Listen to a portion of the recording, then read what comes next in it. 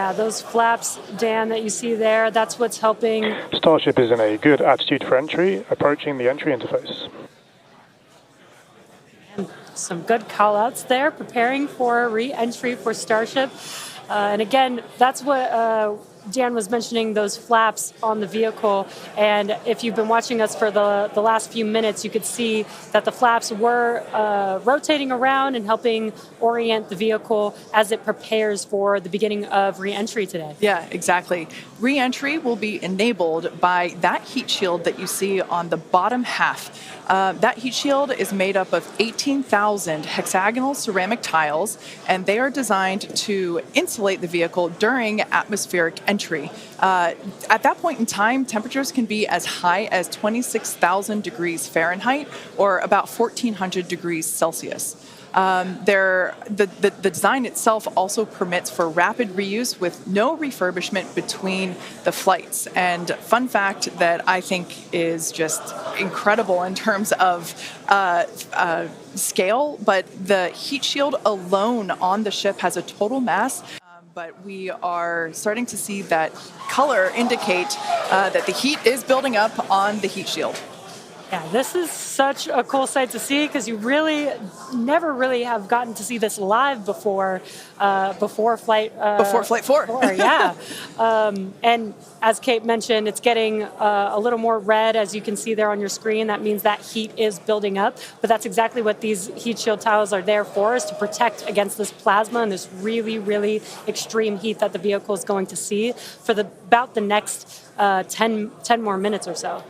Yeah, so the ship will attempt to light the 3 center Raptor engines, and those are the engines that can gimbal or maneuver or point, and they do that to help flip the ship until the engines point down so that it can land using the Raptor's thrust in the ocean. So that will happen after we get through this re-entry period. Again, now starting to see. And we also might start to see the flaps actuate a little bit here as the vehicle controls its roll during re-entry. That was one of the main learning points from Flight 3 was the roll control didn't work quite as well as we wanted it to. We learned that we needed some redundancies. So we added more roll control thrusters, and we'll see those in action as well today, as that was a Flight 3 learning that worked better on Flight 4 and still enabling that same design today. Yeah. Starship has passed through 85 kilometers altitude. Flaps now have control of the vehicle. Great call out, as Kate mentioned, the flaps are controlling the attitude of the vehicle. And I love these views because it looks so calm. Everything is relative, right? So relative to this camera on the ship, it looks so calm and smooth, but the vehicle is traveling extremely fast. You can see the speed on the bottom right-hand corner of your screen. Starship is designed to land on Mars where there are no runways or other humans to help out. So we also want rapid reusability. So we're doing propulsive landing instead of a more traditional means like parachutes. And so we will use the engines on this vehicle to help slow the vehicle down for a vertical landing. Yeah. Now, entry is going to basically happen in 5 phases. The first is low drag that lasts for about 3 minutes. Next is high heating, and beginning when heating increases above the heat rate breakup limit. That lasts for about 10 minutes. We then have high dynamic pressure. Starship will continue to slow down and experience increased aerodynamic loads during that phase, and that will happen before reaching Mach 1, about a minute after. Starship is approaching the peak heating phase of entry, remains on a nominal trajectory. Okay, so that was phase 2 that he just called out, that I was mentioning. After peak heating is that dynamic pressure around Mach 1, and that will last about a minute after leaving the hypersonic area, and then we go into subsonic, and then, of course, landing burn. Wow, what an incredible view. The colors are so amazing, and the colors actually also tell you a little bit about the temperature that the vehicle is seeing. Is do an on-target landing. As we lost the flaps, you lose a lot of your control, and so we didn't land right on target last flight. This time we're trying to really nail the target within just tens of meters, and that'll just be a really huge step on feeling like we're closer to bringing a ship back. Obviously, there's a lot of work before we get there, but we just caught a booster. We're going to start looking real soon at when we can catch a ship. So the view on your left is as a helicopter passes by Dan, bound at Starbase. The view on your left is a camera that's positioned near the nose of the ship. Everything we can see, everything we can get extra, like a couple extra seconds or minutes of data coming from the ship after Starship has splashdown. passed through the peak heating Get phase in. of flight, approaching maximum entry dynamic pressure.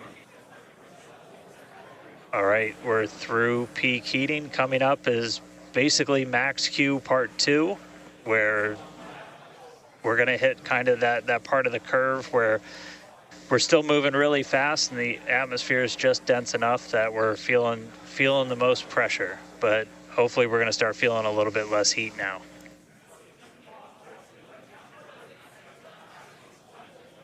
Looks like we got more views of each of the flaps on the ship as it's making its way back down to Earth.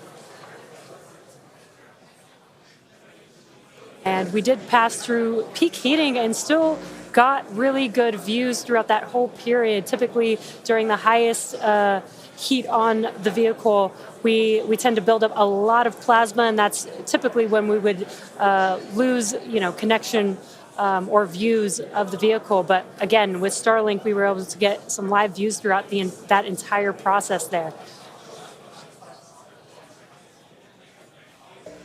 And we're coming up, we'll start hearing a couple more milestones in about 4 minutes or so when we start getting down to like the transonic, the subsonic, when we're starting to move closer to and beneath the speed of sound. And I mean, we're getting live views, Once again, Starship now at T+1 hour and 9 seconds into its flight today, re-entering the Earth's atmosphere. Currently about 45 kilometers above the surface of the Earth, now 44. We are targeting a soft splashdown in the Indian Ocean, about, northwest-ish of Australia. And we are attempting to, as we did on Flight 4, perform a flip maneuver as well as Starship is at maximum entry dynamic pressure, remains on a good trajectory. All right, so that is great news there. Like Dan said earlier, this is basically max Q part 2.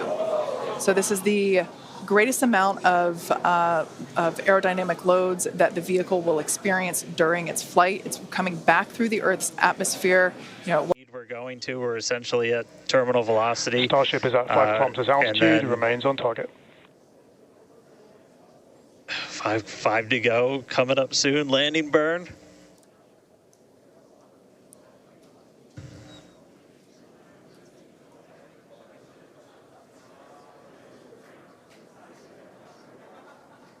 Two kilometers away. Starship is on target, approaching landing burn startup. So keep an eye on the bottom right-hand side of your screen as well. That will be the indicator when the Raptor engines ignite, if we are unable to see that illumination ourselves. Landing burn startup. What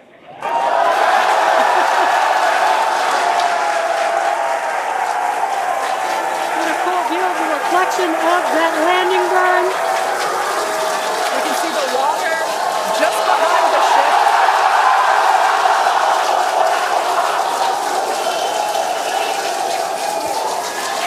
Starship has landed. An incredible view. I think it is safe to say we have a ship in the water. Touchdown! That is a live view from the ocean surface. What an incredible end to Starship's journey. A live view from a buoy that we had out at the landing zone. An incredible view of ship landing just about on target as they were calling out. That was amazing. And we were not intending to recover any of the ship's hardware, so that